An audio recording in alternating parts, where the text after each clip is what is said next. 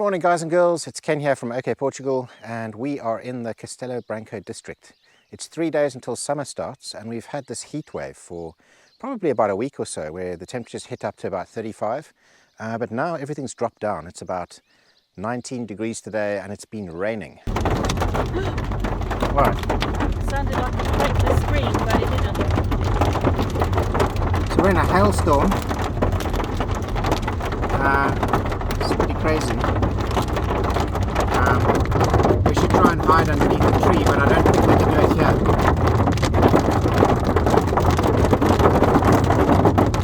Whoa!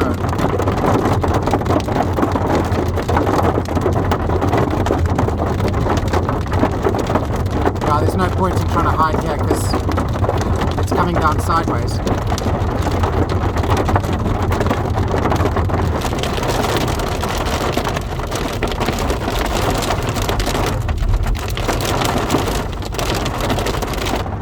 Wow, this is a lot of rain, man. It's like rivers going down the road and lightning bolts hitting all over the place. Whoa, that was close. It's quite overhead.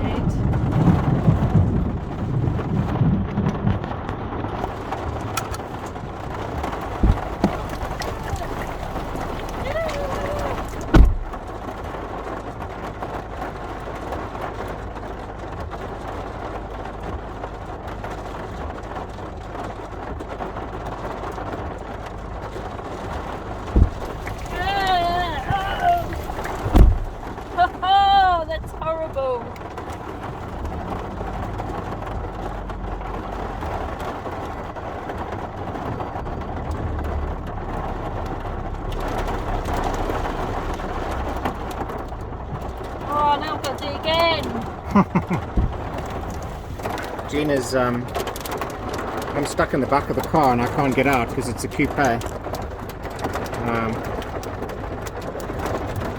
So Gina's got to open up the gate in the storm. Cool, we're all safe. Did you destroy your shoes? Yes. And I thought I'm hanging onto a metal gate and there's lightning strikes. Yeah, I'd be more worried about the water on the ground. It doesn't have to hit the gate. It just has to hit the ground anywhere near you. If your feet are wet, you'll get zapped.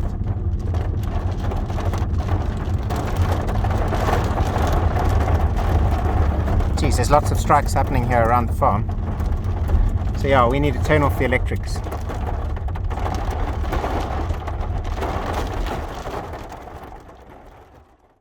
One of the biggest impacts that this rain is having is all the growth in our vineyard.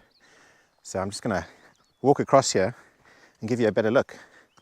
About a couple of weeks ago, about 2 weeks ago, 3 weeks ago, I had this all mowed and trimmed, and now we've got like a lot of broom or something coming up, stretching to about 2 foot high, and it goes the whole way through all of the rows of the vineyard. So I'm going to have to do something about this. It's going to be raining for the next couple of days. The last thing I want is all of this to grow taller than the actual vines themselves.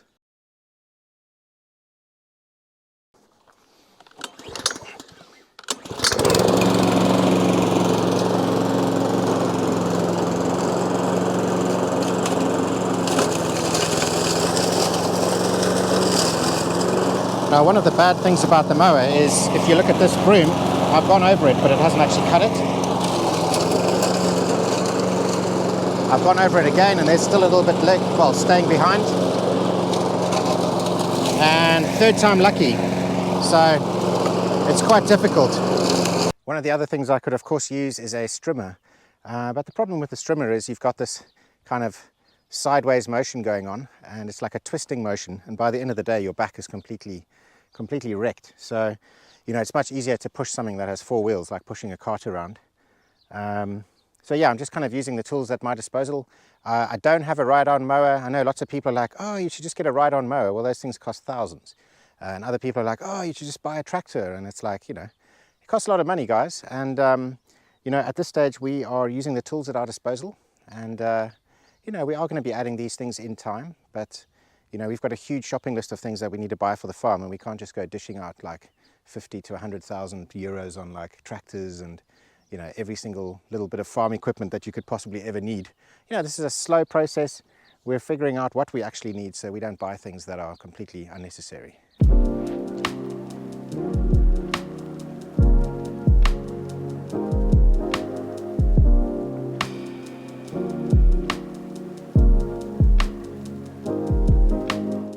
Now this is at the bottom of the vineyard by our big agricultural well, and you can see this line here has absolutely nothing growing on it.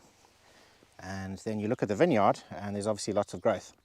Now this was cut all the way down to the ground at the same time as this was rotavated, or ploughed or tilled, as you could say. And you can see there's absolutely nothing growing in here now. It's suppressed all of the weeds, whereas all of the weeds and broom and stuff like that is all just going crazy inside the vineyard.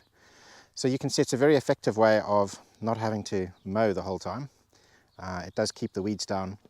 It also, when you till, you're breaking up the surface roots. So if you were to go along the sides of the vines here, all of the surface roots of the vines will get chopped up. It encourages a deeper root growth, which means that in the hot summer you don't have to irrigate. They're basically getting their water from deep underground.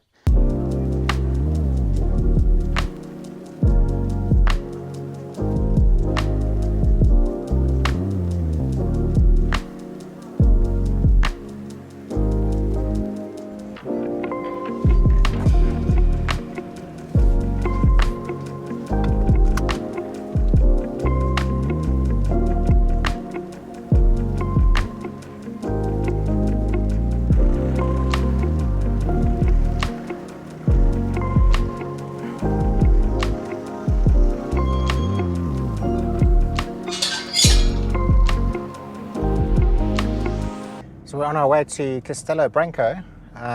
We've got to get ourselves another strimmer. That strimmer only lasted, well actually it lasted about 1.5 years, so it's not too bad. So yeah, perhaps we need to buy something a little bit better. Perhaps. We bought ourselves a strimmer. It's actually quite a nice one. So we're back at the farm, going to offload this stuff.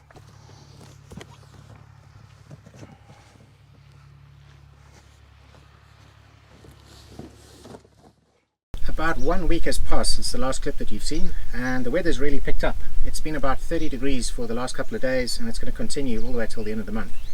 And I just wanted to talk about how I'm able to keep this pool nice and clean and clear like this, because as you can imagine, you know, when you go and buy yourself one of those like little porta pools and you stick them in your garden, you fill them up with water, and within a couple of days they turn green. The water's absolutely disgusting. And this is not an actual swimming pool. This is just well, like a big water tank. We don't have a pool filter, we don't have a surface skimmer or anything like that. And as you can see, the water looks pretty damn good. You know, the water's been in here now for, what, 6-7 weeks? And I just wanted to share a couple of the little tricks that I've been doing just to keep this looking good. So the first one is chlorine granules. And basically you can just buy these at like a pool shop. Read the instructions, it'll tell you exactly how much to put in. We are putting in a very low dose. Basically all I want to do with it is stop algae from growing. So I'm not putting in a heavy dose. If you smell the water, you know, you can barely smell it. We do have a chlorine test kit, and that basically tells us what the pH is and how much chlorine there is. And I always keep it very much on the low side. The next thing is a scoop, and basically, you know, lots of things land on the surface of the water, like the wind blows all sorts of stuff, dust, insects, things like that. And so I just use a scoop, pretty much pick everything up so it doesn't have a chance to fall on the bottom. And I do that just before I swim. And I also do that, you know, maybe once in the morning when I wake up or something like that. And then finally, I use one of these things to vacuum any pieces that have actually fallen onto the bottom. You attach a hose pipe onto this side. There's a little net bag over here, or mesh bag. And what it does is it creates a Venturi effect that blasts water through this mesh net and sucks any items in. And so you run this along the bottom and you can pick up any little bits of debris that have fallen to the bottom. Now the downside about using this system is that this bag is not particularly thick, and particles of dust are going to come through, and so this becomes a little bit of a problem in this pool, because right now the water it's very clean and clear, but there is a little bit of suspended dust, so it's making it look slightly cloudy. And the only way to get that out is to basically get like a long siphon hose and actually siphon the bits of dust off the bottom. So now I've got this pipe, and basically I'm going to use it as a siphon. So the first things first, fill the pipe up with water, and then block it so that the water can't escape or air can't get in. And then hang it over the side to create the siphon. And now I've basically got a nice suction siphon, sort of vacuum cleaner type thing. And now I can just go along the bottom and pick up all of the debris that's managed to fall to the bottom. Obviously if you skim the top a lot, then you'll have much less to vacuum off the bottom. You know, it's a little bit unsightly, but that's not the main issue. The main issue is that if it just all lies on the bottom, it starts to rot, and then that'll increase like the levels of, I don't know, nitrates and phosphates and things in the water and give algae something to eat. So if you want to keep your little pool nice and clean and clear, you've got to get rid of any sort of dead, rotting stuff. But yeah, it's not such a bad job, you know. It's a nice sunny day, you get in the water, you vacuum a bit of stuff, happy days. You know, I know of worse jobs. I've had much worse jobs.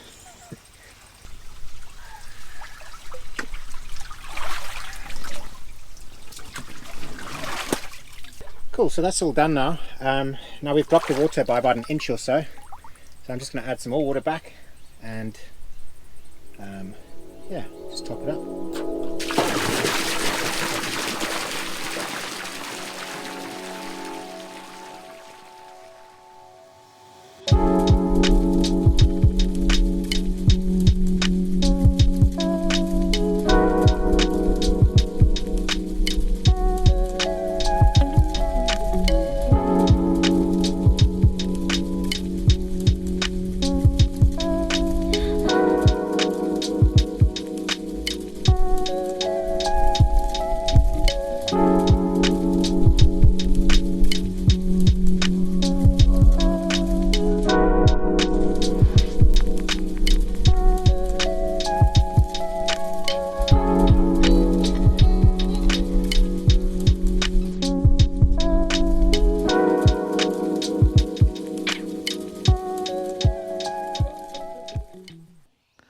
So this is my old strimmer. I bought this about a year and a half ago from Agri-Loja, and unfortunately I can't use it anymore. There's a couple of problems with it. Basically this fuel tank leaks, and I have no idea where it's leaking from, but when you're strimming you basically get a whole bunch of two-stroke running down your shorts and down the back of your leg and all over your back. And you can imagine, like in the heat, it's going to be quite dangerous for me to be holding onto something that could like potentially set me on fire, and I'm in the middle of some dry place with absolutely no water. So that's like the first thing. And the second thing is on the carburetor over here, it's threaded, and so I can't actually put the cover back on. So without the cover, while I'm using it, it's just going to be sucking a whole bunch of dust into the engine. So it's a bit of a pity, but you know, this was only $100. It lasted me a year and a half, so it's not the end of the world. I can always use it for spare parts. But we now have a nicer, better one. This is made by a company called Stiga, and you know, when I looked at it in the shop, I could just tell like the quality of the different components. Like this is very plasticky and hard plastic, whereas on the Stiga one it seemed a lot better. So let me open this up and we can check it out.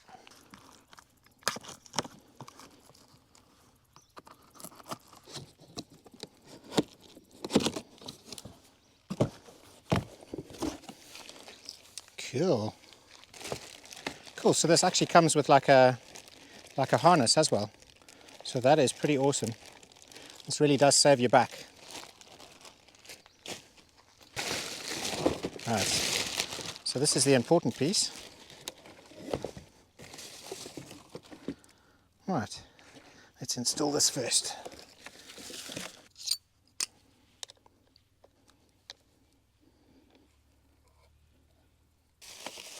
Now we put the handle on.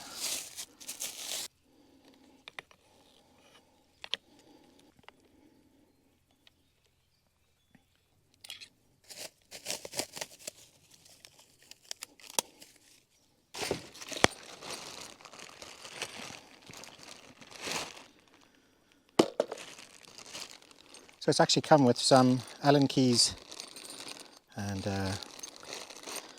all the little tools that's needed to set this up.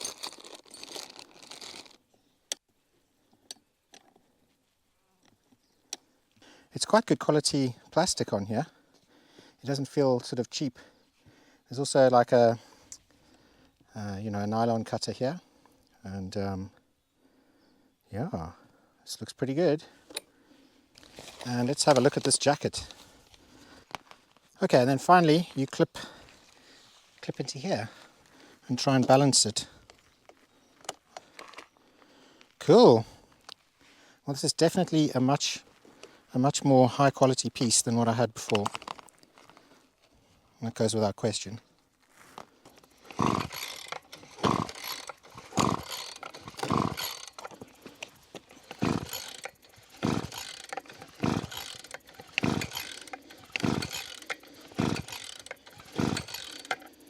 Well, that's not a good start. There's definitely fuel going into the engine. All right. Ah, I'm an idiot. It's off. Okay, it's on now.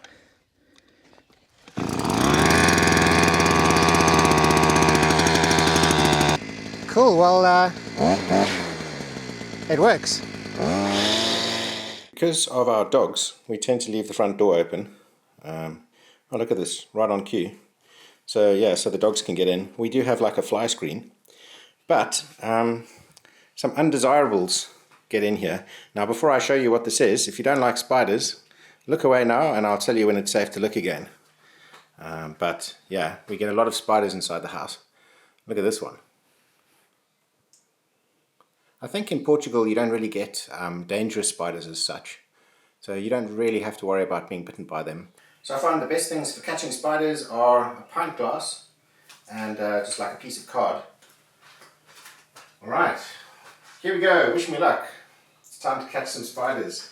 Oh, you know what, this guy's actually quite high up. I don't know if I can reach.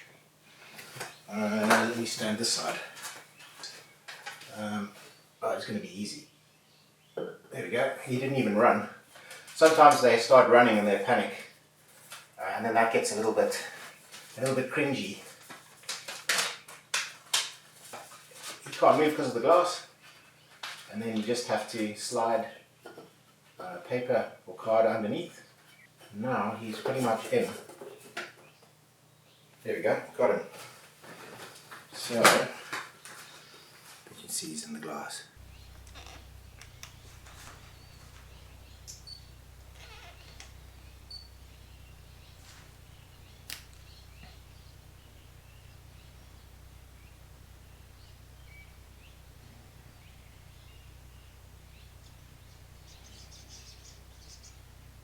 And if you were looking away so that you didn't see the spider anymore, now it's safe to look again. The spider's in the glass, you can't even see him, and we're just about to put him outside. Okay, so let's go and rehome the spider. Oh, tissue's opening up on top here.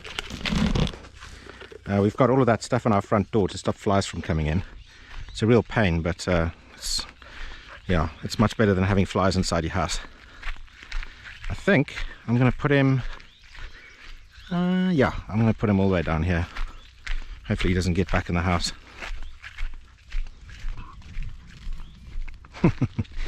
Get Mimo chasing birds. Should we put him down here? Wow, look at the dam today, it's looking amazing. Yeah, okay, let's just put him in the grass. Here you go, spider. It's your new home.